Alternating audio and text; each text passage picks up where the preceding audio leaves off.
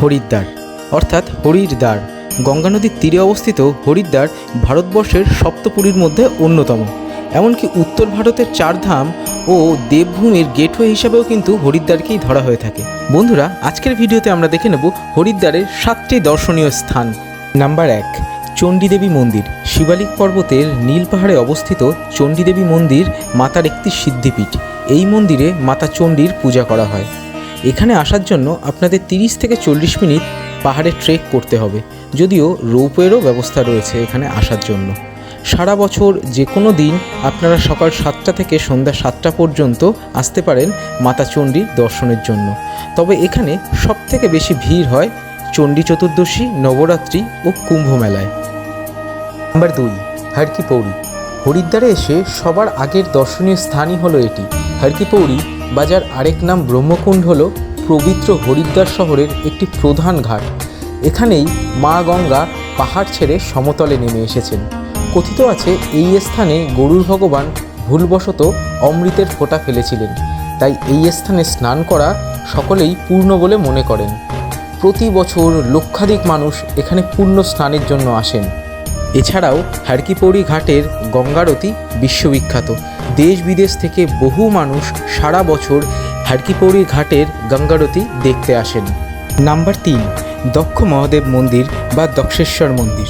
হরিদ্বারের কালখল অঞ্চলে অবস্থিত এই মন্দিরটি হরিদ্বারের পুরানো মন্দিরগুলির মধ্যে অন্যতম। মাতা সতীর পিতার নাম ছিলেন দক্ষ প্রজাপতি, যার নাম অনুসারেই এই মন্দিরের নামকরণ। দক্ষ মহারাজের জীবনকালের বহু চিত্র আপনারা এখানে দেখতে পারবেন। এই মন্দিরটি মহাদেবের ভক্তদের জন্য অর্পিত। সারা বছরই এখানে প্রচুর ভক্তের সমাগম হয়, কিন্তু শ্রাবণ মাসে সবথেকে বেশি পুণ্যার্থী এখানে বাবার দর্শনের জন্য আসেন। আপনারা সারা বছর যে কোনো সময় সকাল 6টা থেকে সন্ধ্যা 7টা পর্যন্ত এই মন্দিরে বাবার দর্শনে আসতে পারেন। Rajaji national park.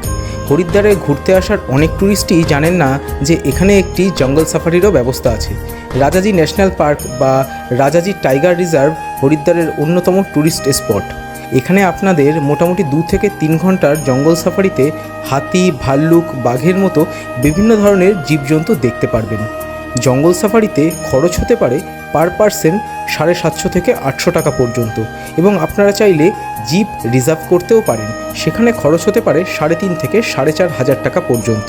জঙ্গল সাফারির সময় সকাল 6টা থেকে 9টা এবং দুপুর 3টে থেকে সন্ধ্যা 6টা পর্যন্ত। নাম্বার 5, পবনধাম।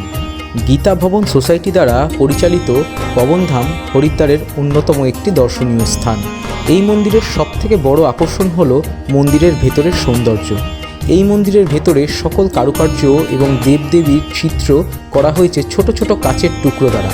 হরিদ্বার স্টেশন থেকে খুব সহজে ছোট কোনো গাড়ি বা অটোরিকশার মাধ্যমে মাত্র 2 কিলোমিটার দূরে অবস্থিত পৌঁছে যেতে পারেন এই পবনধামে, এবং সারা বছরই আপনারা সকাল 6টা থেকে রাত 8টা পর্যন্ত এই মন্দিরে দর্শন করতে পারেন। নাম্বার 6, মায়াদেবী মন্দির। একাদশ শতাব্দীতে তৈরি এই মন্দিরটি হরিদ্বারের অত্যন্ত জাগ্রত একটি মন্দির। কথিত আছে এই মায়াদেবীর নাম অনুসারেই পূর্বে হরিদ্বারের নাম ছিল মায়াপুরী। মায়াদেবীর মন্দিরে আপনারা 3টি প্রতিমা দেখতে পারবেন, যেখানে মায়াদেবীর এক পাশে রয়েছে মা কামাখ্যা এবং অন্য পাশে রয়েছে মা কালী।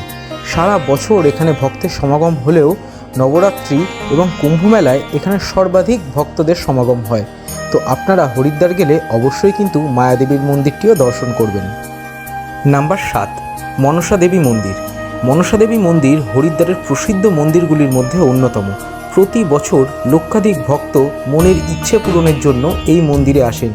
এই মন্দিরটি পাহাড়ের উপরে থাকায় আপনারা রোপওয়ের মাধ্যমে অথবা 1 থেকে 2 ঘন্টা ট্রেক করে মা মনসার দর্শন করতে পারেন।